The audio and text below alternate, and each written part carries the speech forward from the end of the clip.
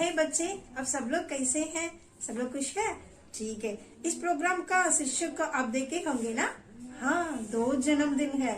एक आदमी 2 जन्मदिन को कैसा मना सकते हैं, ऐसा पूछते हैं क्या?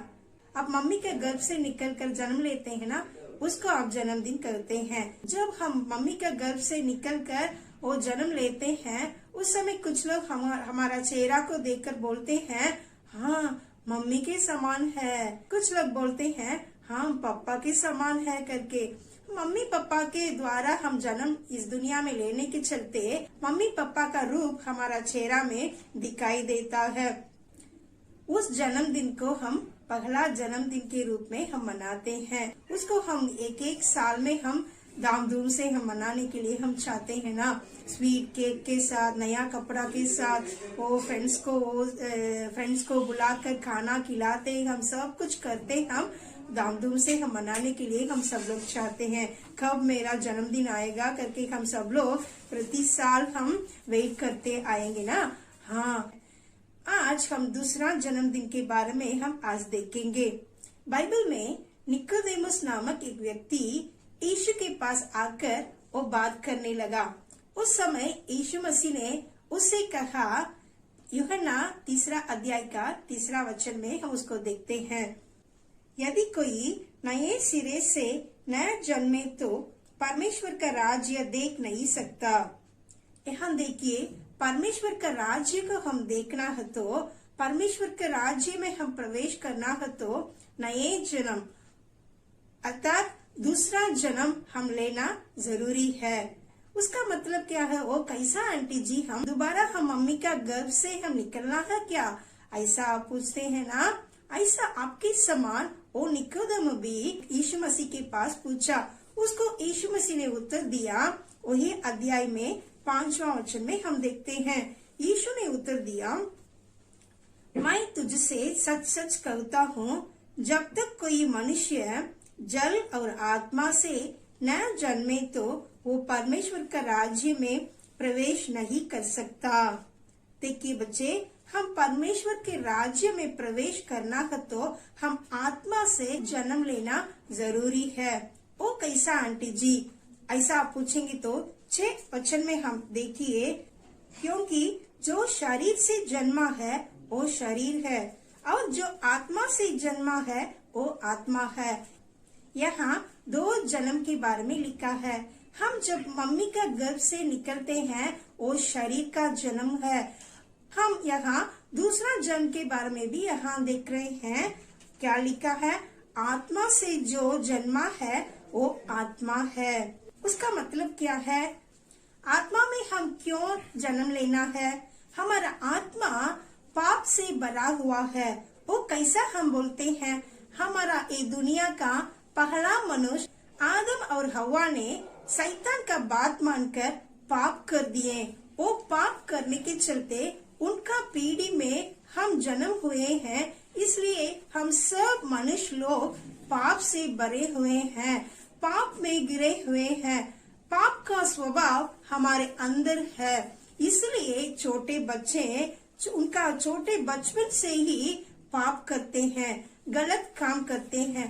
वो कैसा झूठ बोलते हैं, दूसरों को मारते हैं, दूसरों का चीजों के ऊपर लालच करते हैं, वो लालच कर उसको छीन लेते हैं, चोरी करते हैं। कोई उसको बैठकर सिखाने का जरूरी नहीं, सिखाते नहीं।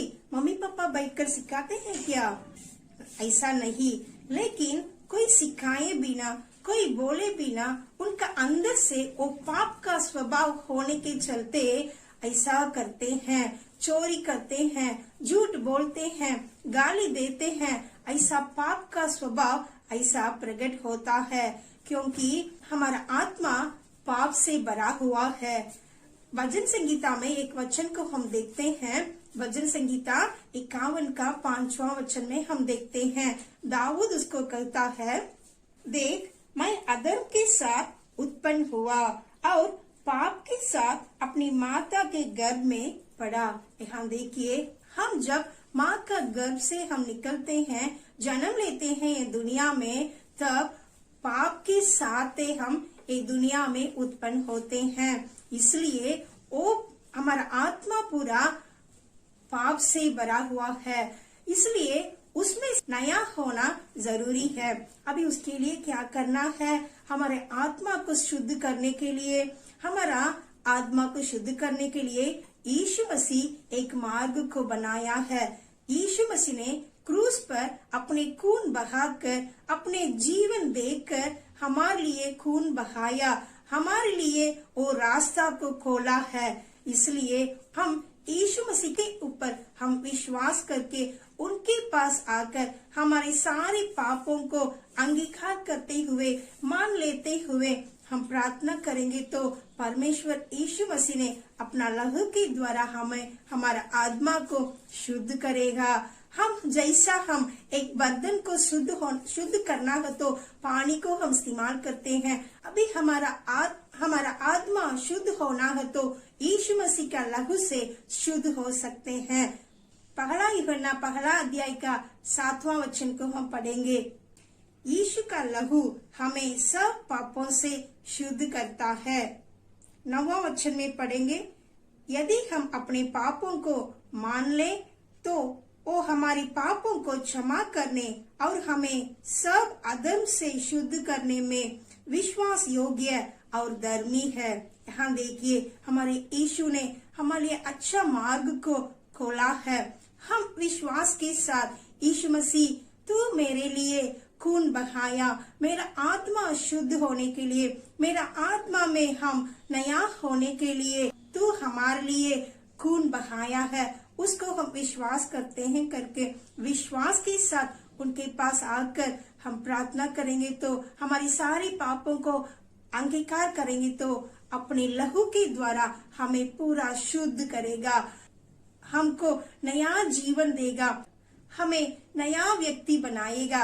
और एक वचन को भी हम आपके सामने मैं रखने के लिए मैं चाहती हूँ।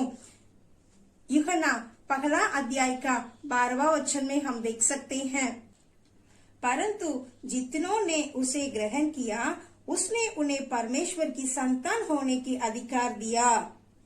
यहाँ देखिए, जो कोई यीशु मसीह के पास आकर उसके ऊपर विश्वास करते हैं वे सब लोग को यीशु मसीह अपने संतान बनाते हैं। जब हम यीशु मसीह का संतान होते हैं उस समय से लेकर उसको हम पप्पा करके हम उसको पुकार सकते हैं।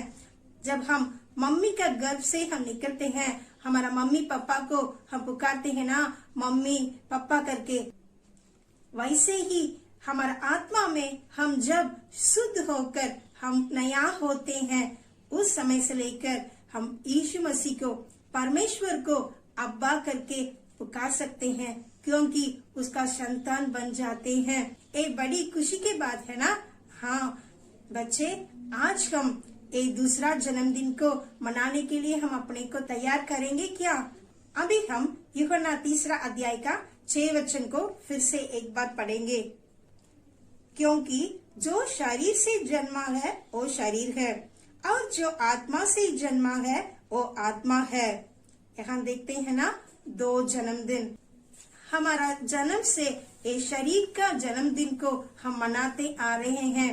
आज हम दूसरा जन्मदिन के बारे में हम सिखाए हैं, आत्मा का जन्मदिन। वो आत्मा का जन्मदिन जब हम वो मनाने शुरू करते हैं, मनाने के योग्य हम होते हैं, उस समय से लेकर परमेश्वर के राज्य में हम प्रवेश करने लायक बन जाएंगे। परमेश्वर के साथ हम संगति रख सकते हैं, वो परमेश्वर के साथ हम अच्छा रिश्ता रख सकते हैं, वो परमेश्वर के साथ हम बात कर सकते हैं। इसलिए वो परमेश्वर वही चाहता है, इसी कारण के लिए वो हमें बनाया है, उसके साथ हम संगति रखने के लिए, न केवल हम शरीर का जन्मदिन मनाने के लिए नहीं, हम जरूर जितने लोग यहाँ दुनिया में जन्म लिए हैं ये सब लोग एक दूसरा जन्मदिन को भी मनाना जरूरी है। वो आत्मा में वो नए जन्म लेना जरूरी है। आत्मा में हम नया व्यक्ति बनना है। उस समय से लेकर हम परमेश्वर का स्वभाव हमारे अंदर से उत्पन्न हो जाएगा। जैसा मम्मी का गर्भ से हम निकलने समय मम्मी पापा का गुण हमारे अंदर होता है, मम्मी पापा का वो रूप हमारे अंदर से निकलता है, ऐसा जब हम परमेश्वर का संतान बनते हैं उस समय से लेकर परमेश्वर का अच्छे अच्छे गुण हमारे अंदर से प्रकट हो जाएगा। उसी को हम चाहते हुए आज हम नया जन्म लेने के लिए अब तैयार है। हम प्रार्थना करेंगे यीशु पप्पा के पास आकर, यीशु पप्पा मेरा सारे पापों को आज मैं आपके सामने अंगीकार करते हुए, मान लेते हुए हम प्रार्थना करेंगे, तेरा लहू से मुझे शुद्ध कीजिए यीशु पप्पा करके घुटना टेक कर प्रार्थना करेंगे। सर्वशक्तिमान प्रभु जी, हम धन्यवाद देते हैं मेरे साथ जितने बच्चे लोग प्रार्थना करते हैं कि यीशु पप्पा मेरा हृदय को तेरा लहू से शुद्ध कीजिए, मेरा जीवन को नया बनाइए। सारे बच्चों को आशीष कर, सारे बच्चों को तेरे लहू से शुद्ध कीजिए प्रभु जी। तेरा उद्धार का आनंद से उनका जीवन को भर दीजिए प्रभु जी। इस वक्त में प्रभु जी तेरा उपस्थिति को महसूस करने के लिए तो उनको सहायता कर प्रभु जी। सारे बच्चों को तेरा हाथ में हम सौंपते हैं प्रभु जी। बच्चों को प्रभु जी तेरा संतान बनाए हैं, इसलिए हम धन्यवाद देते हैं प्रभु जी। अनंत काल का आनंद से उनका जीवन को भर दीजिए प्रभु जी। वो महसूस करने पाए कि प्रभु मैं नया बन गया। सारे बच्चों को आशीष कर प्रभु जी। यीशु मसीह के नाम से हम मांगते हैं, सुनिए और ग्रहण कर। आमीन आमीन। जितने बच्चे अभी यीशु मसीह के पास माफी मांगे हैं, सारे बच्चों को यीशु मसीह अपने लहू के द्वारा क्षमा किए हैं। इसलिए आज से लेकर अब सब लोग नया व्यक्ति बन गए हैं। इसलिए खुशी के साथ रहिए।